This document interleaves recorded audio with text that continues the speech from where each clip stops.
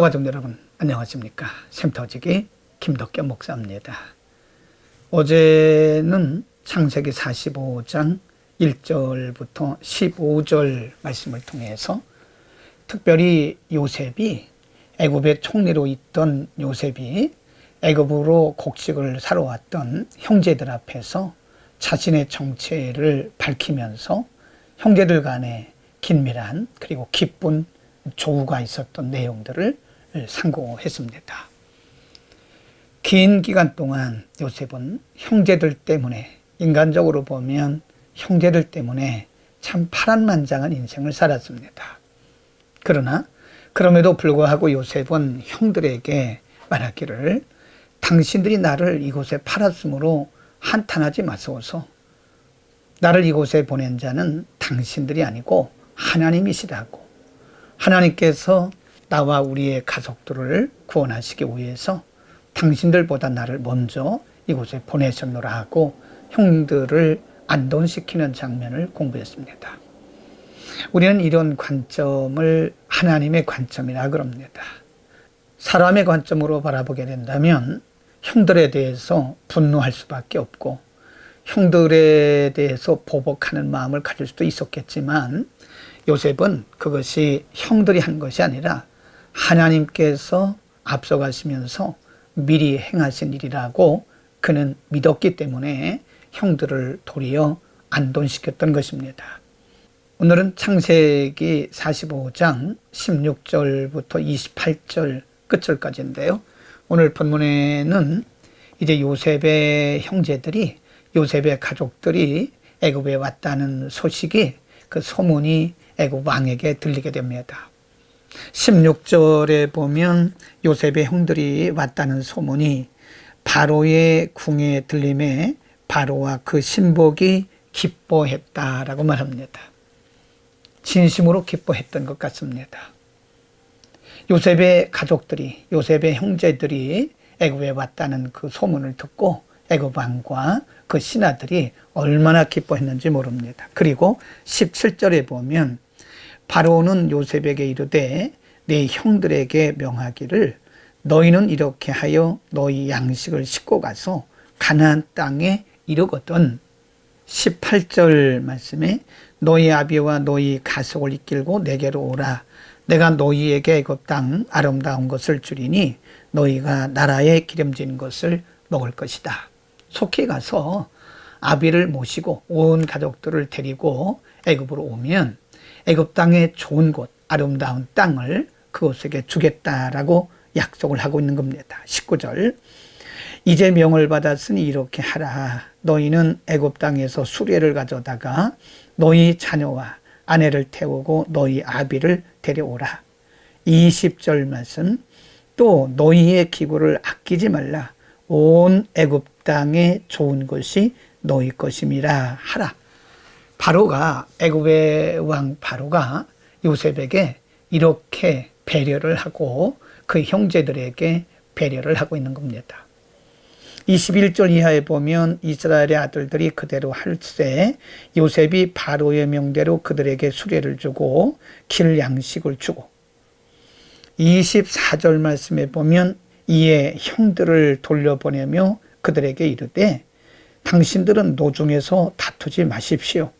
그리고 25절에 보면 그들이 애굽에서 올라와 가나안 땅으로 들어가서 아비 야곱에게 이르러 26절 고하여 가로되 요셉이 지금까지 살아있어 애굽 땅 총리가 되었더이다. 야곱이 그들을 믿지 아니하므로 기색하더니 27절 이하에 애굽에서 일어났던 일들을 자신들의 동생 요셉이 애굽의 총리가 되고 있었던, 그리고 애굽에서 일어났던 일들을 아비에게 다 상세히 설명을 하고 이제 마침내는 야곱이 아들들의 그 설명을 듣고 이해를 하게 되고 그들의 말을 믿게 됩니다. 여러분, 야곱에게 또는 요셉의 형제들에게 혹은 요셉에게 이와 같은 일들이 일어나리라고 누가 감히 생각조차 할 수 있었을까요? 이와 같은 일들은 꿈에도조차 생각할 수 없었던 그런 상황입니다. 자신들이 노예로 팔았던 동생 요셉이 감히 어떻게 애굽에서 노예로 팔린 자가 어떻게 감히 애굽의 총리가 되겠다고 생각조차 할 수 있었겠습니까? 또 애굽에서 총리가 된 요셉이 그 애굽에서 자신의 형제들을 만나리라고 꿈이라도 꿨겠습니까? 생각도 못했던 일입니다.